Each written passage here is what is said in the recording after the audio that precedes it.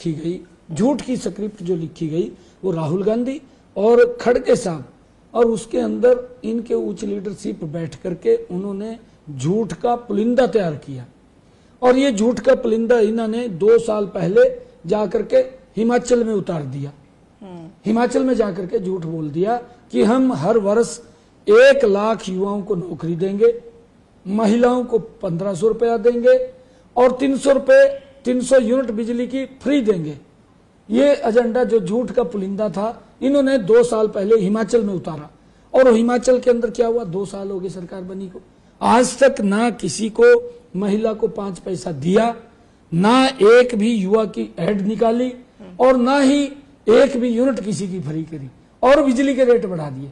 दूसरा, युवाओं को रोजगार तो कांग्रेस ने क्या देना था, वहां की सरकार इस मोड़ के अंदर आ गई कि हमारे जो कर्मचारी हैं उनको भी सैलरी का पैसा देने के लिए हमारे पास नहीं है।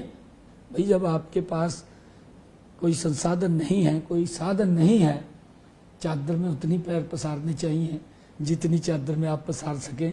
अगर ज्यादा पसारेंगे तो फट जाएगी और ये नुकसान हिमाचल के लोगों का कांग्रेस ने करने का काम किया है। फिर इन्होंने क्या किया, उस जो ये झूठ का पुलिंदा था यहाँ से उठा करके कर्नाटक में उतार दिया। वहां पर भी सेम कहा, वहां पर भी 1 रुपया किसी को नहीं दिया। और क्या बोलते हैं वहां के उप मुख्यमंत्री का बयान आता है कि हमारे पास विकास कार्यों के लिए करने के लिए बजट नहीं है।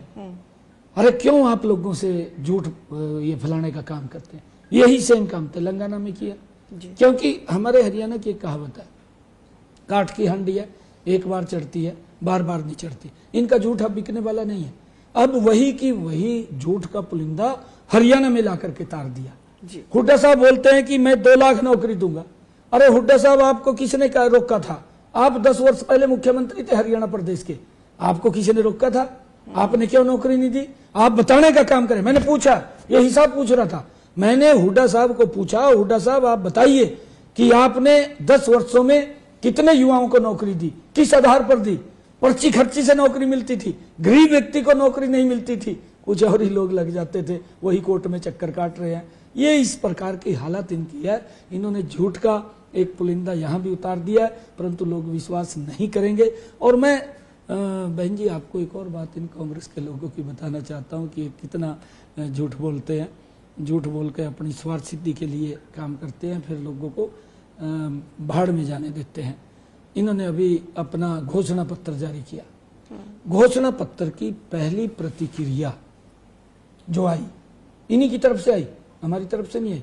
पहली प्रतिक्रिया ये आई जो इनका विधायक है, जो प्रत्याशी है NIT से, नीरज, पब्लिक के अंदर उसने ये बात कही कि हुड्डा साहब ने आप हमें वोट दो। हुड्डा साहब ने हमें बोल दिया है कि 2 लाख नौकरियां हैं, मेरे हिस्से के अंदर 2000 आती हैं। ये बोल रहा है, उसकी रील चल रही है, पब्लिक के अंदर बोल रहा है। क्या ये हरियाणा प्रदेश के युवाओं को जो 2014 के पहले का मंजर था उसी के अंदर धकेलना चाह रहे हैं? ये किस प्रकार की वही भ्रष्टाचार लाना चाह रहे हैं? इनकी क्या सोच है, क्या मनसा है? दूसरा, इनका विधायक जब इन्होंने घोषणा ये झूठ का पुलिंदा खोला, इनका दूसरा विधायक संत से बोलता है कि हमारी सरकार आ रही है। ये उसने कहा, रील चल रही है, आप देख लेना, हमारी सरकार आ रही है। सबसे पहले तो कहा मैं अपना घर भरूंगा, और फिर जो हमारे रिश्तेदार यहां मेरी सपोर्ट में आ रहे हैं फिर उनका भरूंगा। पब्लिक कहां गई? पब्लिक का तो हालत खराब है। ये सोच लेकर के काम कर रहे हैं जी। तो ये पता चलेगा हमें अगले इस चुनाव के परिणाम के बाद 8 अक्टूबर को। बट फिलहाल थैंक यू वेरी मच हमसे बात करने के लिए। थैंक यू बहन जी, थैंक यू।